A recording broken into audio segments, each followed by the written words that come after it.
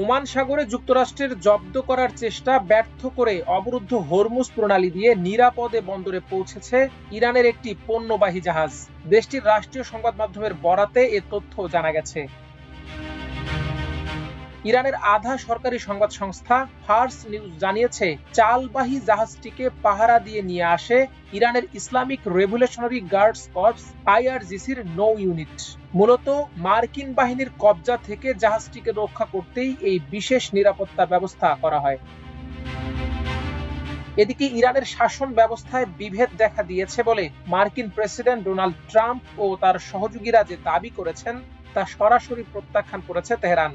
দেশটির শীর্ষ কর্মকর্তারা বলেছেন, ইরান আগের চেয়ে আরো বেশি ঐক্যবদ্ধ এবং নেতৃত্বে কোনো বিভাজন নেই।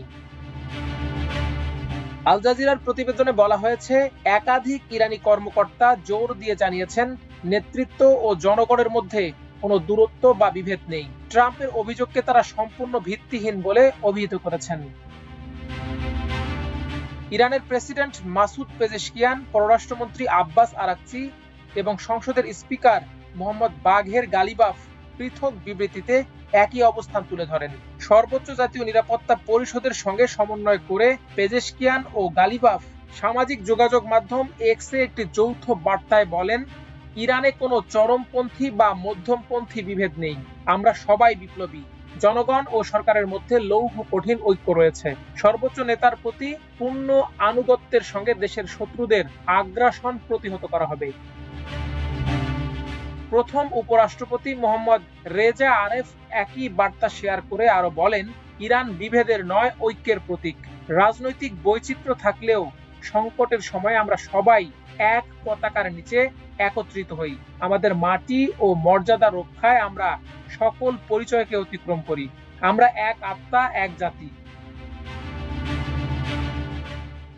গত 28 ফেব্রুয়ারির মার্কিন ইসরায়েলি হামলায় ইরানের সর্বোচ্চ নেতা আয়াতুল্লাহ আলী খামেনি নিহত হলে তার স্থলাভিষিক্ত হিসেবে তার ছেলে মোস্তফা খামেনি নির্বাচিত হলেও এখনো জনসম্মুখে দেখা যায়নি। মার্কিন কর্মকর্তারা দাবি করেছেন, ওই হামলায় মোস্তফা খামেনি গুরুতর আহত হয়েছেন। তবে দ্য নিউ ইয়র্ক টাইমস নাম প্রকাশে অনিচ্ছুক ইরানি সূত্রের বরাতে জানিয়েছে, তিনি আহত হলেও মানসিকভাবে সজাগ আছেন। গত এক সপ্তাহ ধরে ট্রাম্প ও তার সহযোগীদের পক্ষ থেকে দাবি করা হচ্ছে, ইরানের অভ্যন্তরে নেতৃত্ব সংকট ও মতবিরোধ তীব্র আকার ধারণ করেছে। মার্কিন প্রেসিডেন্ট দাবি করেছেন, ইরানিরা তাদের নেতা কে তা নির্ধারণ করতে খুব কঠিন সময় পার করছে।